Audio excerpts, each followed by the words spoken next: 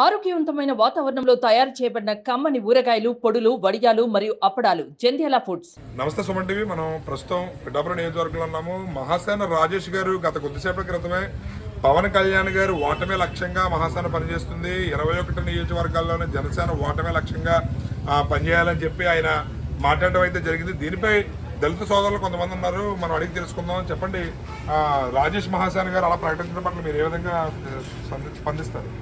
రాజేష్ మహాసేన వ్యక్తి ఇంతకుముందు పవన్ కళ్యాణ్ గారిని ఇష్టపడ్డాడు. ఫస్ట్ స్టార్టింగ్లో పవన్ కళ్యాణ్ తిట్టారు. అతను తిట్టినప్పుడు పట్టించుకోలేదు పవన్ కళ్యాణ్ గారు.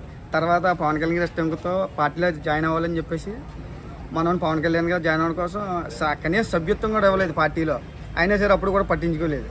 ఎప్పుడు పవన్ కళ్యాణ్ గారు కష్టంలో ఉన్నాడని చెప్పేసి అక్కడ గొడవ, రాజనగర్లో గొడవ అయితే ఆ గొడవలో ఇలా యాక్సిడెంట్లు ఇలా మనవాడిని ఇలా అటాక్ చేయబోతే స్వయంగా పవన్ కళ్యాణ్ గారు ఇంటికి అతను ఫోన్ చేసి ఎలా ఉన్నావు రాజేష్ అని చెప్పేసి పరామర్శించిన వ్యక్తి.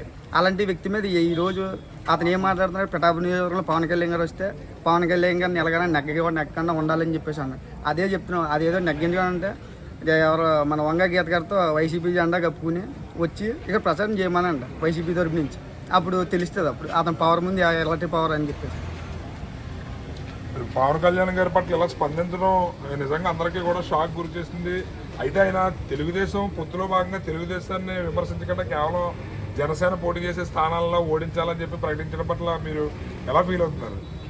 ఇక్కడ పిఠాపురం నియోజకవర్గంలో అందరూ మితిన్ రెడ్డి వాళ్ళందరూ వైసీపీలు అందరూ కుట్ర చేశారన్న. ఫస్ట్ ఇప్పుడు ఎస్సీ ఓటింగ్ ఏదైతే ఉందో ఆ ఓటింగ్ని మనోడు చేల్చడానికి ఎవరు లేరు. అక్కడ పిఠాపురం నియోజకవర్గంలో అందరూ ఎస్సీ వాళ్ళందరూ కూడా పవన్ కళ్యాణ్ మద్దతుగా ఉన్నారు.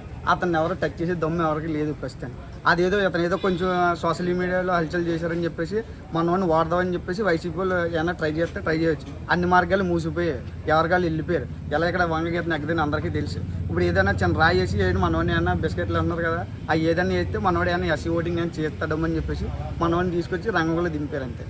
పవన్ కళ్యాణ్ గారు పిఠాపురం నియోజకవర్గంలో ఎంతవరకు మెజార్టీ గెలిచే అవకాశాలు ఉన్నాయంటారు? ఎవరు ఇన్ని చేసినా పవన్ కళ్యాణ్ గారు 50,000 నుంచి 1,00,000 ఓట్ల మెజార్టీతో కన్ఫామ్గా నెగ్గుతారు. మీరు నాయకులు ఎలాగున్నా సరే ఓటర్లు అందరూ కూడా బలంగా ఫిక్స్ అయిపోయారు. అతను నామినేషన్ ఎప్పుడైతే ఇక్కడ పిఠాపురం నియోజకవర్గం నామినేషన్ ఎప్పుడైతే వేసాడో అప్పుడే నెగ్గేశాడు. అతను కానీ పవన్ కళ్యాణ్ గారు నెగ్గం ఓటం కోసం ఎవరితో లేదు. ఇప్పుడు మెజార్టీ కోసం అందరూ కూడా తిరిగేదంతా మెజారిటీ కోసం. పవన్ కళ్యాణ్ గారు నాకు మెజారిటీ కావాలన్నారని చెప్పేసి మెజారిటీ కోసం తిరుగుతున్నాం. ఒక గెలుపు ఓటం కోసం ఇక్కడ ఏమీ లేదు. చూసారు కదా సోదరుడు స్పందన, పవన్ కళ్యాణ్ గారి గెలుపు ఖాయం, కాకపోతే పిఠాపురంలో మెజారిటీ కోసం అందరూ కష్టపడుతున్నారు. అదేవిధంగా మహాసేన రాజేష్ గారు పవన్ కళ్యాణ్ గారు ఎంతో ప్రేమ చూపించారు. ఆయన మీద దాడి జరిగినప్పుడు కూడా వెంటనే స్పందించి ఫోన్ చేయడం కూడా జరిగింది. అయితే ఇలాగ రాజేష్ గారు ఇలాగ పవన్ కళ్యాణ్ గారు ఓటమి లక్ష్యంగా పనిచేయడం అనేది కరెక్ట్ కాదు అని చెప్పి తమ ఆందోళన అయితే తెలియజేశారు. కెమెరామెన్ వెంకటేష్తో శ్రీనివాస్, సుమన్ టీవీ.